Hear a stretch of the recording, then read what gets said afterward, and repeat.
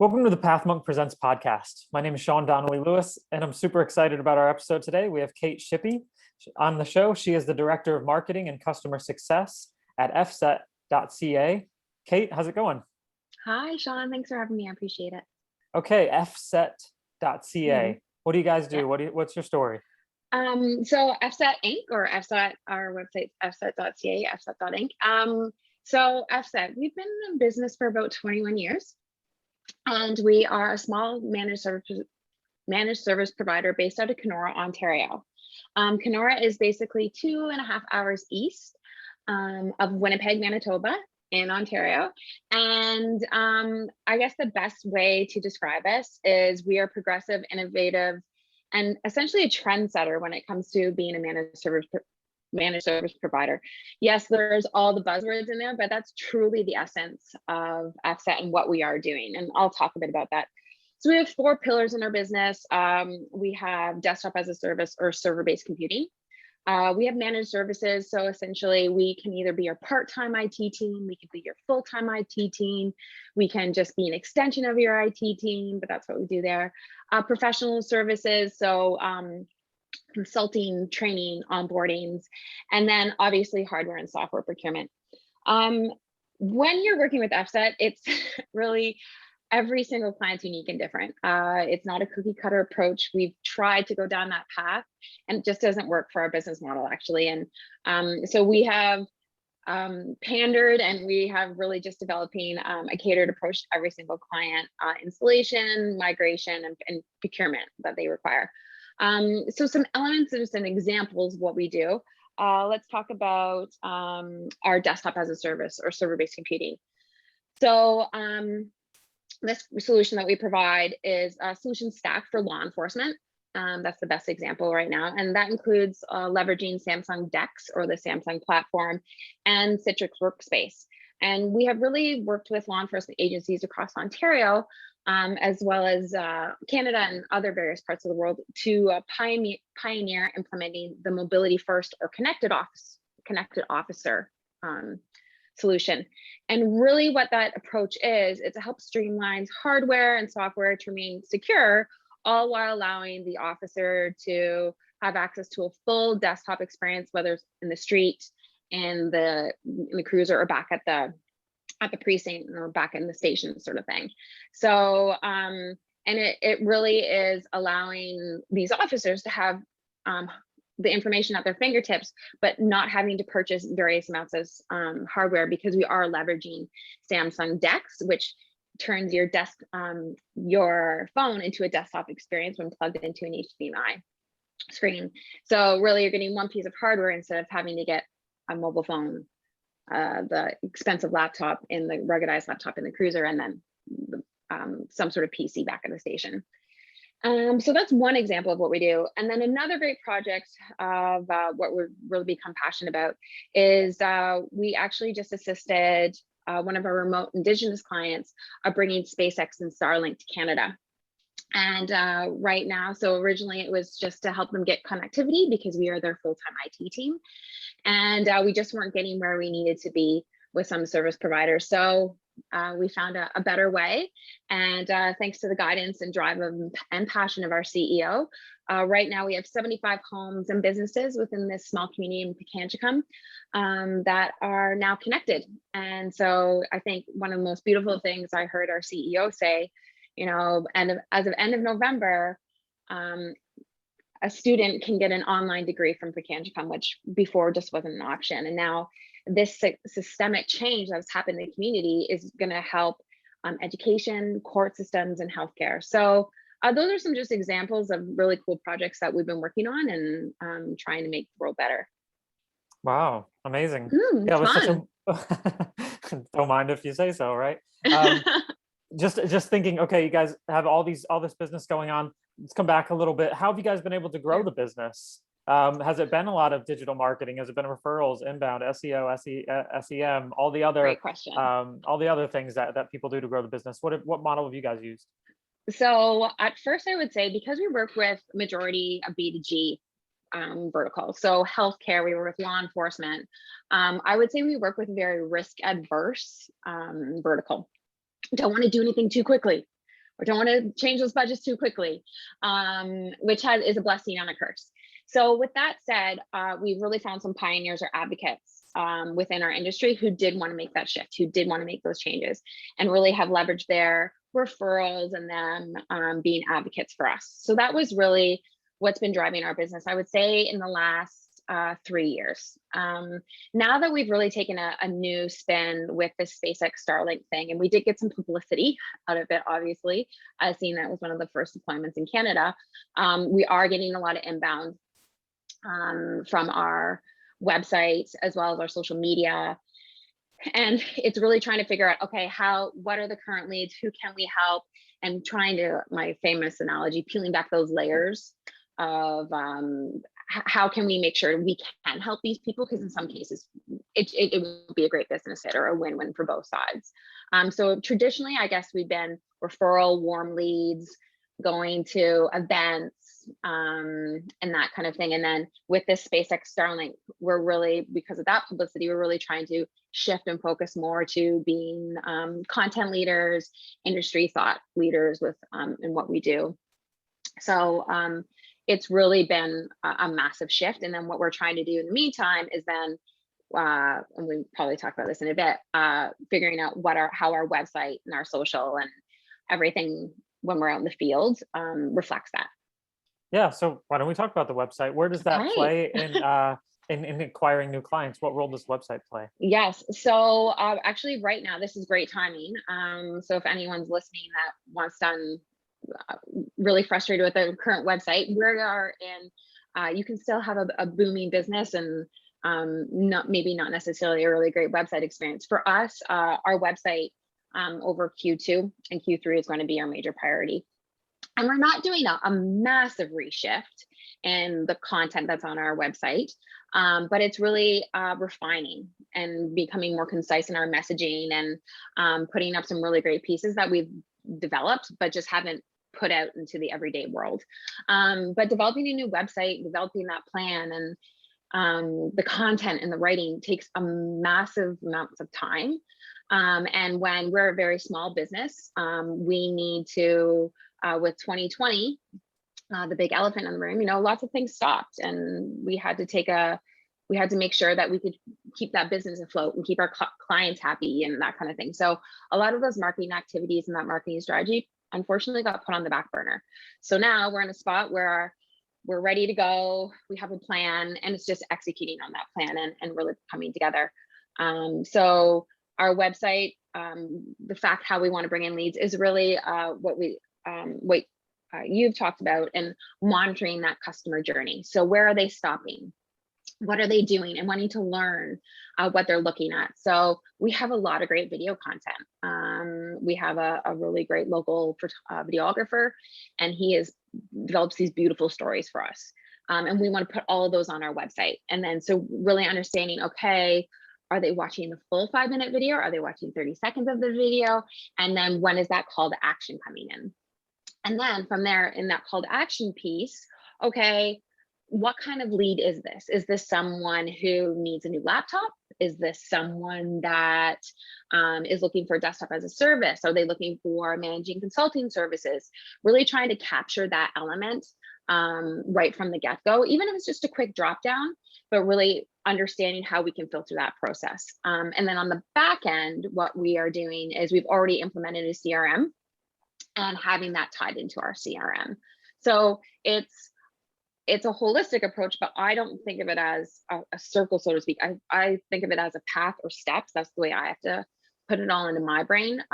So we have some really great pieces in step 3, but we haven't figured out, and we haven't implemented step 1 and step 2. And that's what we're really focusing on for 2021. Is that okay? Yeah. Okay, I can work with that. Don't worry, I'm a professional. Awesome. Well, no. Anyways, you're talking about the fact that you have great videos. Yep. Those are the things that you feel like the website does well. You're talking about changing those things. Talk about a little bit of the room of improvement, right? You wanting to see from the website. Is it that ability to convert? Is it the quality of leads? Is it the user experience? Which one of those 3 you feel like if you could just crank that up a little bit, everything would be different? My priority is user experience. So first and foremost, I want to empower those that come to our website, whether it's our prospective clients or current clients. So from a prospective client's perspective, I want to make sure that right off the bat, that they understand what we can do and how we can fit into their goals and objectives. And that's difficult because as we, described about what we're doing within law enforcement and leveraging desktop as a service and Samsung Dex and Citrix, that can be a difficult story to convey. But then also we're doing this other thing with connectivity and Indigenous communities. And so we're doing a lot of different pieces, and every project that we do is so unique and catered to that client that it's hard to convey that. So that is on me and my team to figure out, okay, how can we make this clear, concise message via video, via content marketing, blog posts and white papers and that kind of thing. And so they get, okay, immediately, yeah, I need to learn more, or no, this is not for me, which is completely fine. And then empowering our current clients. So obviously as managed services, we're either their part-time or their full-time IT team. So a lot of the time they come to FSET.inc to submit a service request or a support request. Well, is there ways that on our website, when they log into the self-service portal, there's all these different education tools. So then maybe they can take that 5 minutes to help themselves and then call our support team or try to mitigate that. So for me, it's really about empowerment and creating that clear, concise message for those eyes coming to our website. Very cool. Coming back around to what you guys do, just Sure. for everyone listening, what would you say you guys do differently that helps you stand out in your space, right? What do you guys, I wouldn't want to say what's competitive advantage, but what do you guys do that helps separate you from the other people that occupy the same space? I love that question. And so first and foremost, again, I use those cliche words. We're innovative, we're progressive, we're trendsetters, but truly what we're doing in the connected officer space and mobility first space is brand new for the law enforcement industry. We work with a really great agency here in Ontario, and they actually received a phone call asking about this whole connected officer mobility first approach. And they received a phone call from LAPD. And you would think that, Los Angeles Police Department wouldn't be looking to our really great partner. It was Belleville Police Service for this innovative approach. But, we've been helping them implement them, and it's a true partnership in that sense. So for us, we are truly setting the trends, and those clients that are that do work with us are head and shoulders above what others are doing. I think about what happened with COVID.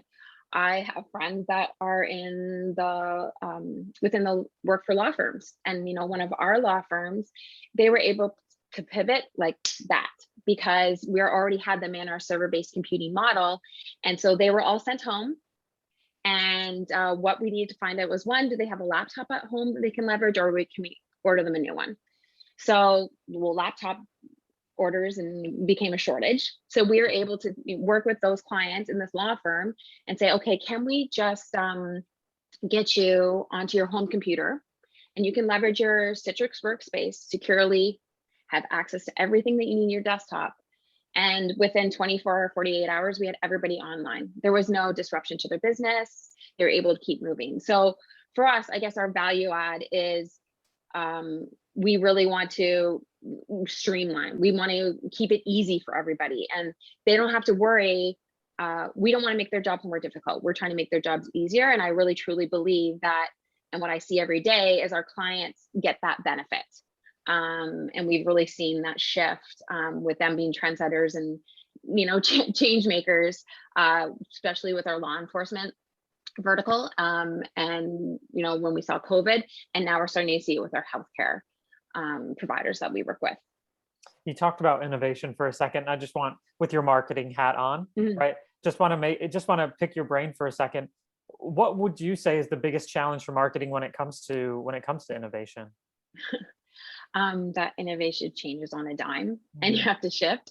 So for instance, one of our big things and why we need to pivot on our messaging and our website is about, I guess, 2.5, 3 years ago, our CEO saw a need and a vision in the marketplace and a gap, and we literally pivoted the entire business.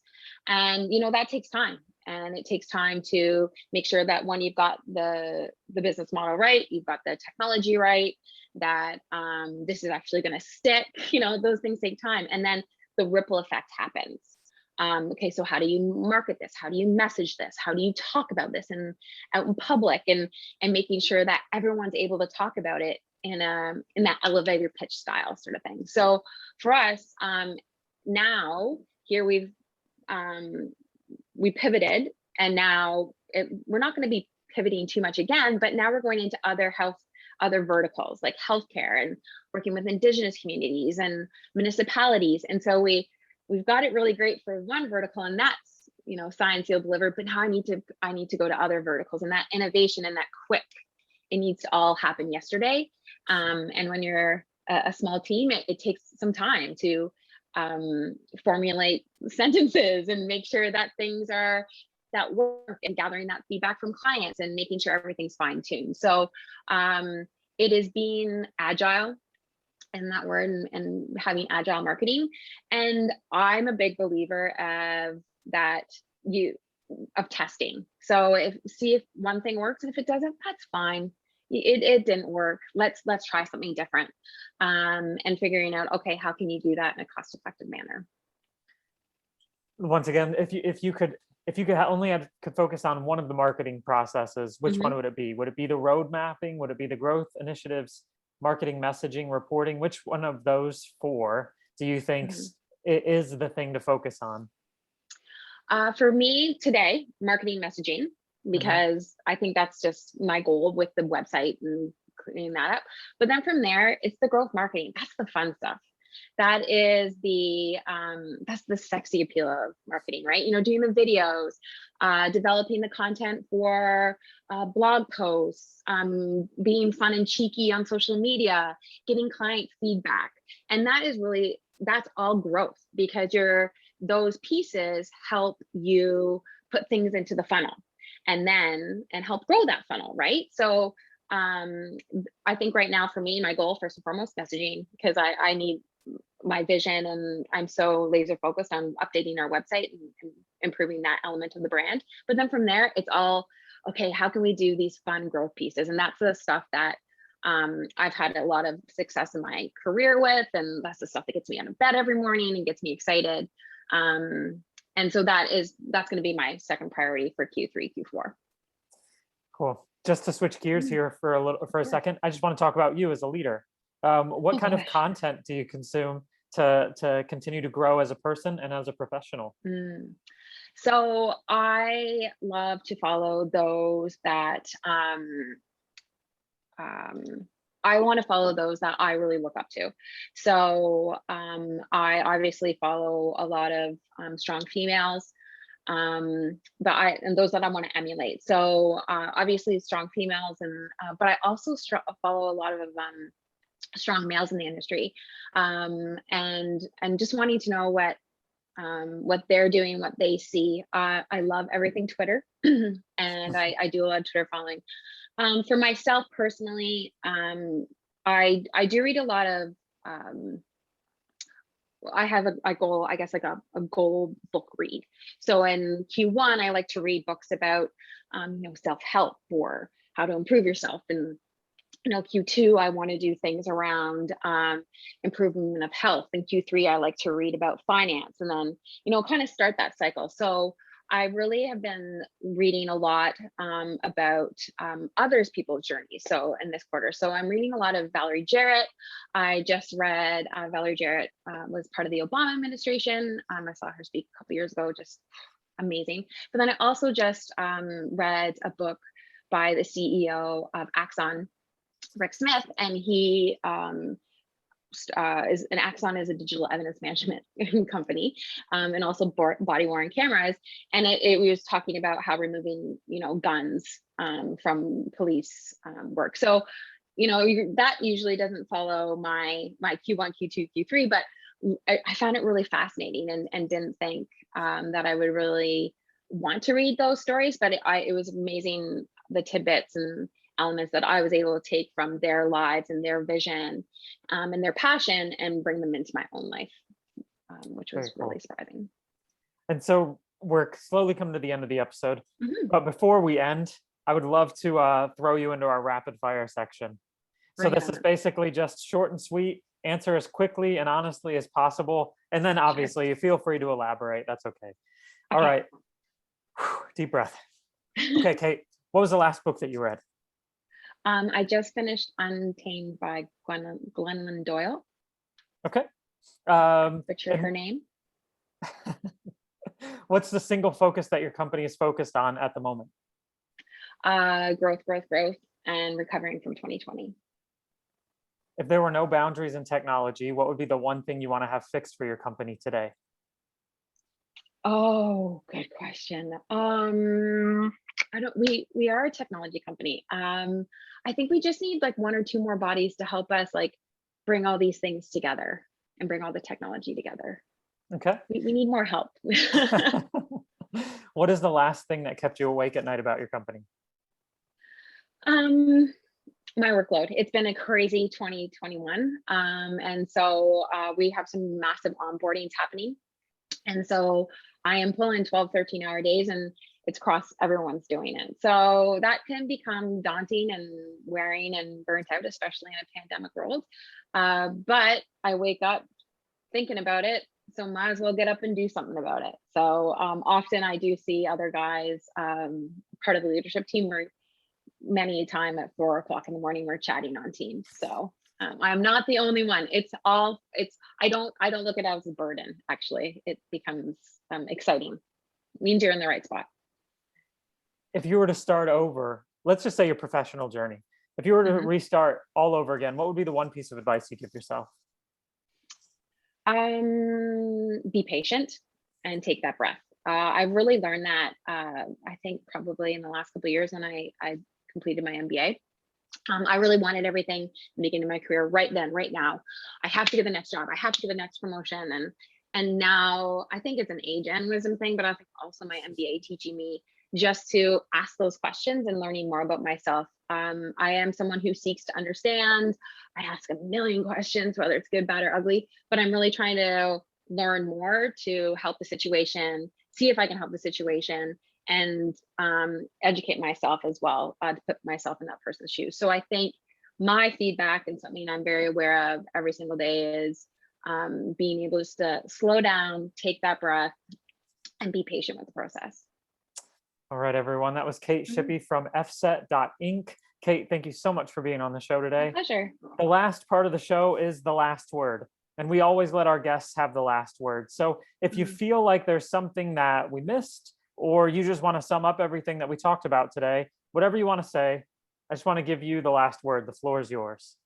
Thanks. So I just want everyone listening to, if there's one thing that you can remember about FSET, is we truly believe in keeping it, or IT, simple. We believe that it should be simple, streamlined, and easy for the end user.